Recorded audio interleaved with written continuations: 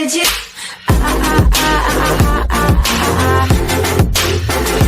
Anything you want. Now, our founding fathers, they knew the secret of the central banking system. They knew that paper currency eventually destroys a nation. And they knew how to stop it. They knew that they could never let this happen, because once the central bank takes control, they corrupt a system. And of course, once the system is corrupt, guess what? You have to go back to some type of standard, a gold standard.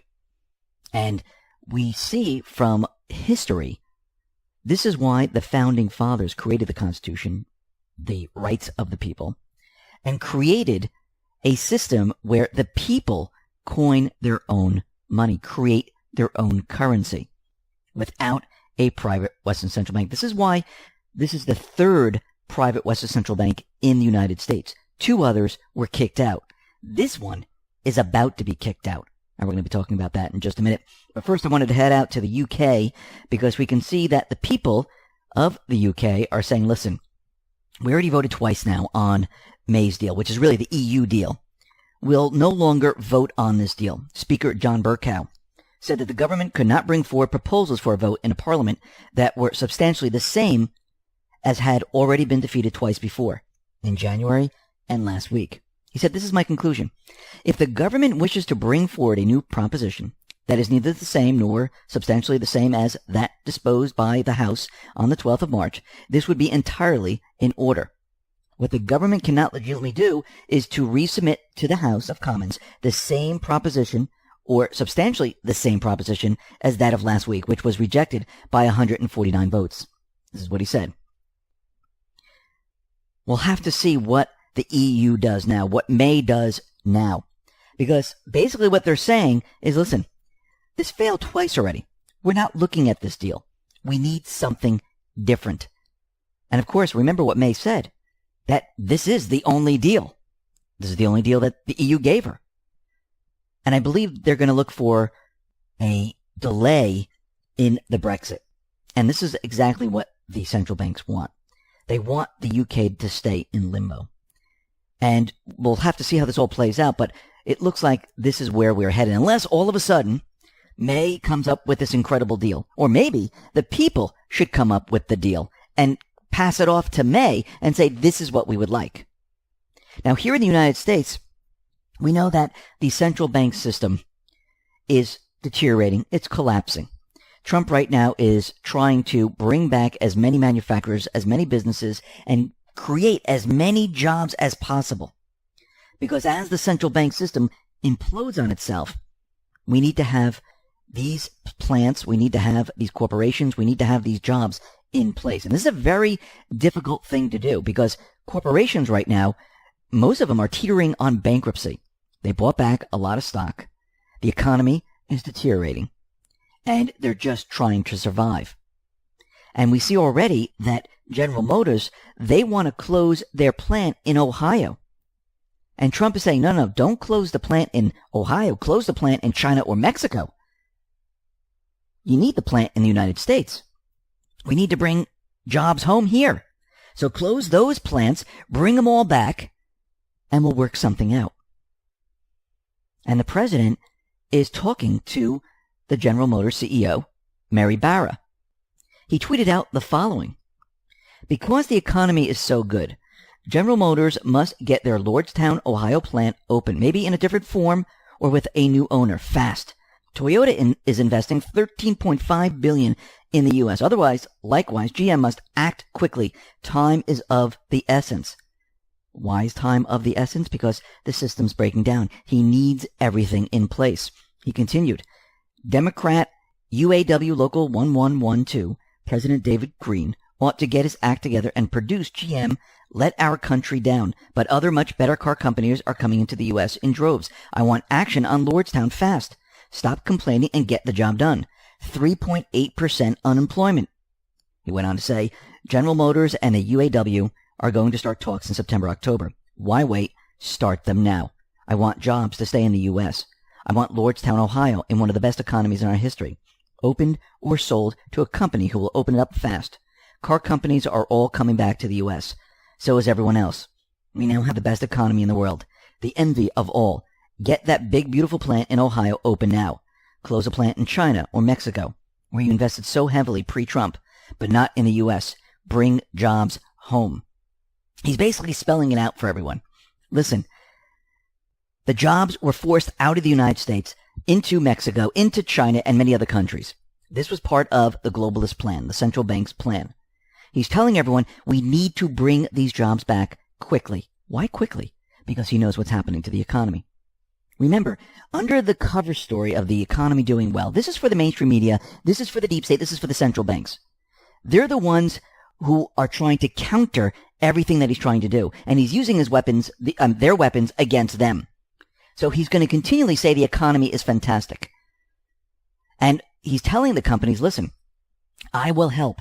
We need to bring them back because as the central bank system fails, we need to transition into something else. And we need plants, we need companies, we need jobs. We need all this in place because over time, the globalist removed all of this.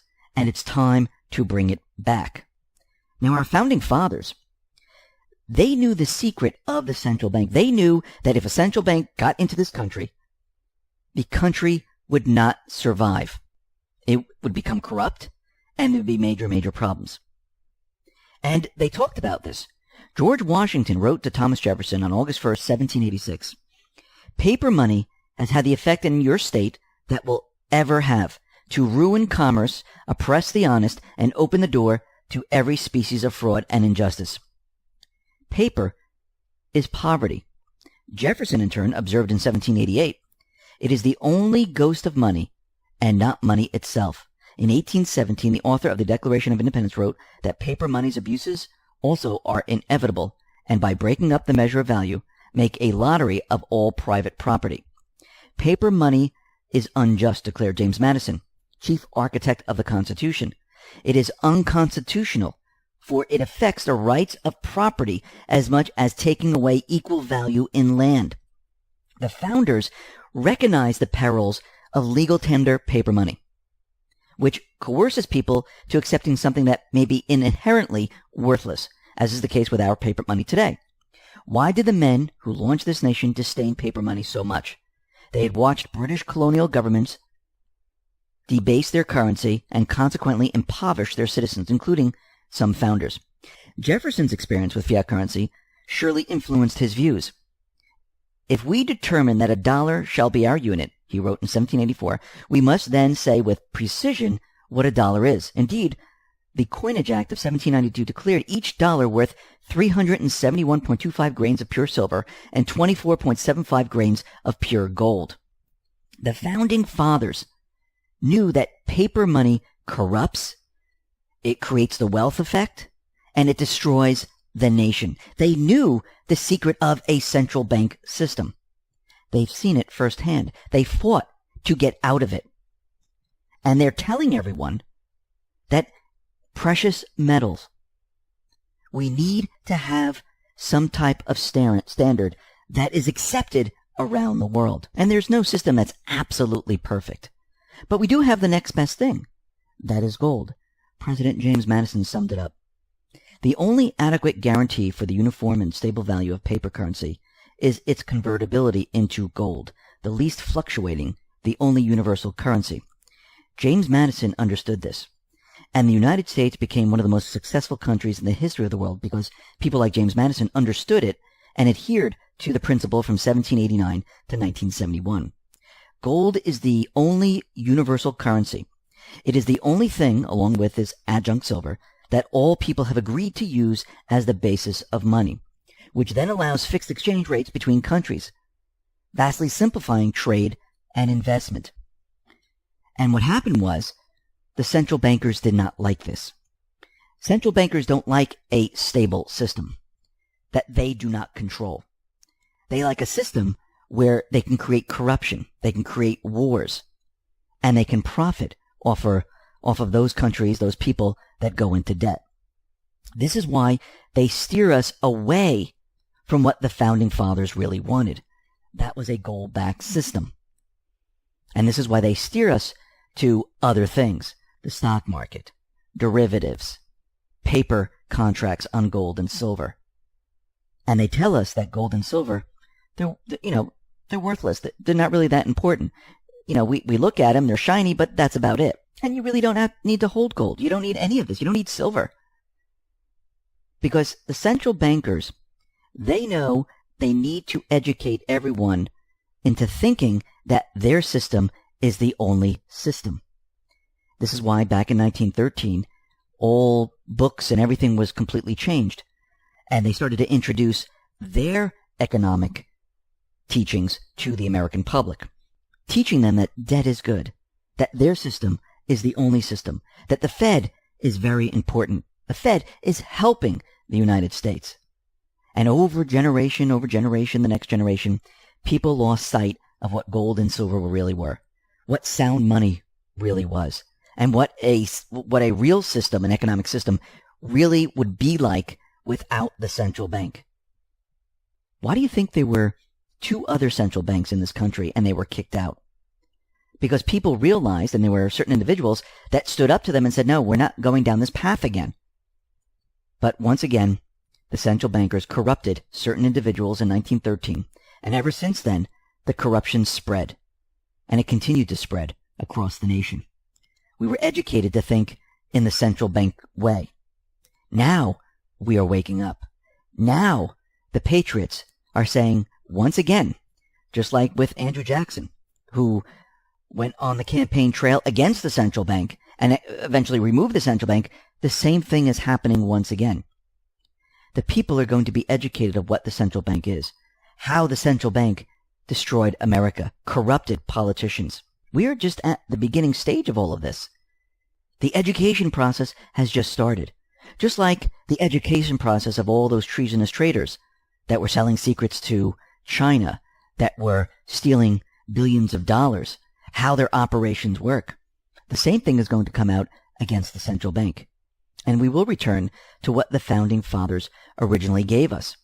Yes, over time, many, many years down the line, the next generation after that, they're going to have to fight for it again. If you noticed, the central bankers, they always try to get back into the system. Just because they're gone doesn't mean they're gone for good. These corrupt individuals will always try to sneak back in. And once again, people are going to have to fight for this, for a system that is controlled by sound money, where people create the currency, without interest attached. There is no central bank. There is no system that is a private corporation. It's going to be a system of we the people who are creating the currency so we the people can use it. This is the biggest fear of the central bank, having a system run without them showing people how great an economy can be. And this is where the patriots are bringing us.